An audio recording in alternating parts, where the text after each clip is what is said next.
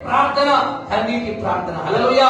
ఆయన మరింత వేదన పడ్డాడు, మరింత ఆతుర పడ్డాడు, మరింత దుఃఖపడ్డాడు. యేసు ప్రభు వారే దుఃఖముతో ప్రార్థన చేస్తే మన ప్రార్థన ఎలా ఉంటుందండి? కొంతమంది చేస్తారు ప్రార్థన, పక్కన వాళ్ళు కూడా అర్థం కాదు. అర్థమైందా? ప్రార్థన చేయమంటే ఏం ప్రార్థిస్తారు అర్థం కాదు. పొడి ప్రార్థన కాదండి. బైబిల్ మొత్తం మీరు చూడండి, కన్నీటి ప్రార్థన దేవుడు త్వరగా జవాబు ఇచ్చాడండి. ఆయన దిగొచ్చాడు, ఆయన వారి ఎందుకు వచ్చి వారిని ఆశీర్వదించాడు. అందుకే ఇశ్రాయేలీయులంట దేవునికి మొదలుపెట్టారంట. దేవుడు వారిని చూసేను, లక్ష్యం ఉంచెను, వారిని విడిపించుటకు దేవుడే దిగి వచ్చాడు. హల్లెలూయా. దేవుడు మోషేని పంపించాడు. ఆయనకు అసాధ్యమైంది ఏది లేదు.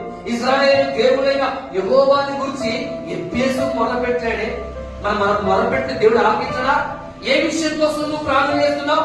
గర్భఫలం విషయమా, ఉద్యోగం విషయమా, నీ కుటుంబ విషయమా? లేకపోతే కొంతమంది ఏమంటారంటే, బ్రదర్ నేను ఆత్మీయంగా చాలా ఎదగాలి. మరి ఎదగాలి కరెక్టే, నువ్వు ఆత్మీయంగా ఎన్ని గంటలు దేవుడికి ఇస్తున్నావు? ఎన్ని? అందుకే ఒక పాట పాడింది మొన్న,